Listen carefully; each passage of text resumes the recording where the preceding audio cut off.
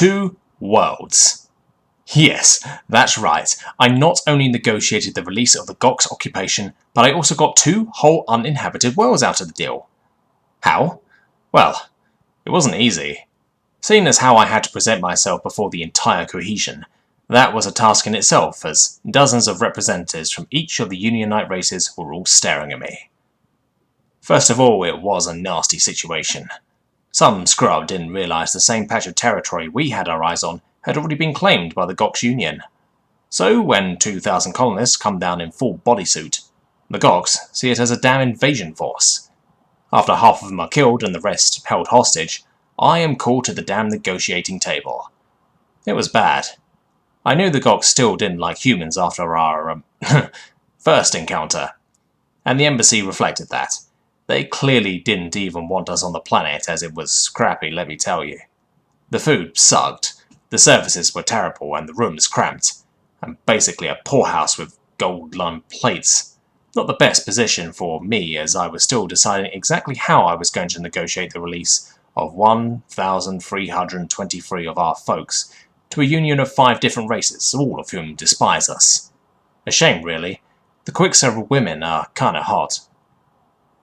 Anyway, I'm getting carried away. So the embassy is crap. I established that much. But since I figured no speech I give could stir the hearts and minds, or whatever they use, to our position, so I started studying their political system more in depth. That was when I stumbled upon something very interesting. With it in mind, I started making additions to my speech. A lot of additions. When the Union wants to negotiate something with a race outside the Union, they do it in something called the cohesion. It makes them seem more intimidating when I'm speaking to their leaders and their delegates. The leaders don't say anything, but instead relay what they want to say through their delegates, which I find stupid because my translator picks up what they're saying anyway. By day, I step into the room where all the cohesions are held. The Quixia delegate is looking really, really hot. Thank the Holy Spirit of Budala, my suit was covering my erection. They are all staring down at me as I arrange my papers and begin my negotiating. Naturally, they refuse, like they always do, but I knew of a little thing called Outer's Plea, where an alien to the Union may do what we humans like to call a filibuster, and talk endlessly about anything. The Unionites pride themselves on being master bullshitters, even so far as training themselves to withstand hours of useless jargon, but they have yet to beat me. The helmet works to my advantage as it relays everything I say in a monotone drawl. This annoys the crap out of them as they realise what I'm doing, and then it means they have to sit down, shut up, and listen to me for however long I'm going to talk. I first explain the rules of human poker, a favourite pastime of mine, and then I link that to the appalling conditions of the embassy. Suddenly, there was my filibuster, as I started going down the list of problems.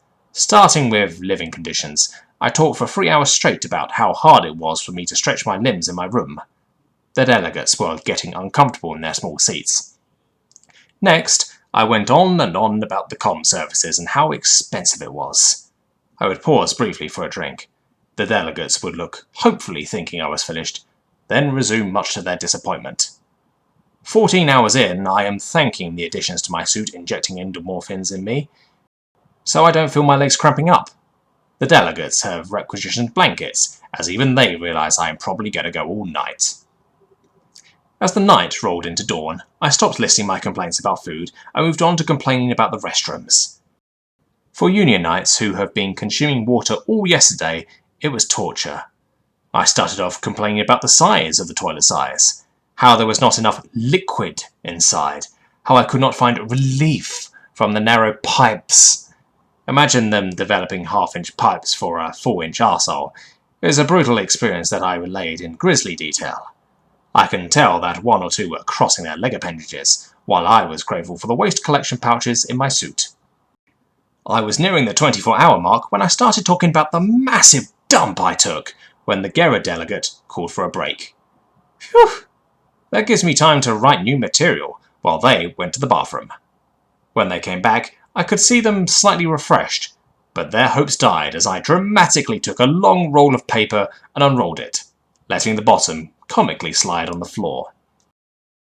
Day 2. They had enough. Just as I was about to go into detail how the minibar in my room had more poison than alcohol, they stopped me mid-sentence. Not the delegates, but their leaders. They seemed much more willing to reopen negotiations, just as long as I stopped talking. In less than an hour, our people are homebound, and with 2 new worlds in our pocket. I thankfully slipped out of my suit for the scrubbers, the poor bastards.